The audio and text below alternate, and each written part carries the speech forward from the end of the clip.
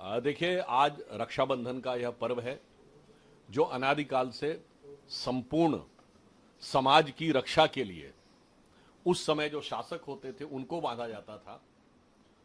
और यह पर्व हमें यह भी याद दिलाता है कि रक्षाबंधन के समय जो श्लोक बोला जाता है वो है येन बद्धो बलि राजा दानवेंद्रो महाबला येन नत्वाम प्रतिबद्धानी रक्षे माचल माचला।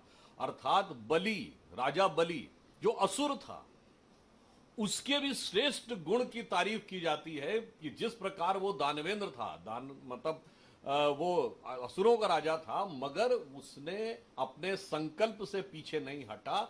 उसी प्रकार यह कामना की जाती थी राजा या शासक से कि आप भी रक्षा के संकल्प से पीछे नहीं हटें।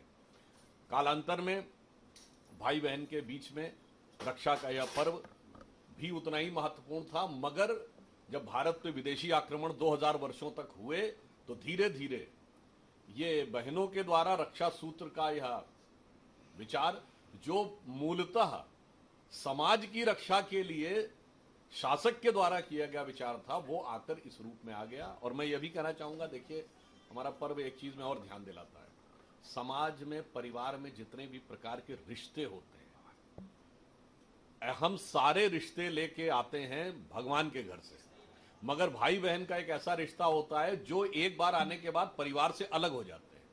तो वो रिश्ते में पृथकता ना आने पाए और उसमें निरंतर गरिमा बनी रहे, स्नेह बने रहे, इसलिए प्रतिवर्ष 2 बार, एक बार रक्षाबंधन और एक बार भाई दूज के ऊपर एक ऐसी व्यवस्था समाज ने बनाई कि out of sight out of mind ना होने पाए।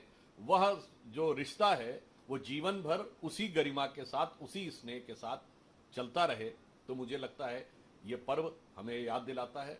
और फिर मैं ऑन द थोड़ा लाइटर नोट ये भी कहना चाहूँगा, आजकल लोग बहुत सारी बातों के ऊपर अनर्गल प्रलाप, जिनकी आदत है भारतीय संस्कृति को लेट डाउन करने के लिए, तो मैं ये भी याद दिलाना चाहता हूँ कि आज जो लोग ये विचार करते हैं, बहनों को संपत्ति में हिस्सा देने का पहला उदाहरण मनुस्मृति में मिलता है, जिसमें कहा गया है, मनु और याज्ञवल्क्य की स्मृति में, कि 1/4 हिस्सा बहनों को देना चाहिए। और इसको कोट किसने किया है? डॉक्टर बाबा साहब अंबेडकर ने भारत की संसद में 24 फरवरी 1949 को कोट किया है।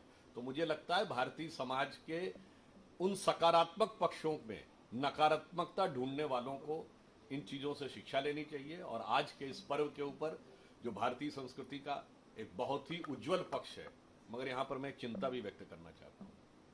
हम सब ने बचपन में बहुत सारे बॉलीवुड के गाने सुने होंगे, भैया मेरे राखी के बंधन को निभाना, तू कितनी अच्छी है, और वो बहना 74 का 78 का। पिछले 20 वर्षों से शायद आपको बॉलीवुड में कोई ऐसा गाना देखने को नहीं मिला होगा जो भाई बहन के प्रेम के ऊपर हो। अर्थात जो प्रेम का एकांगी स्वरूप है, वो आज की युवा पीढ़ी को भी समझना चाहिए कि हमारे यहां प्रेम बहुआयामी है,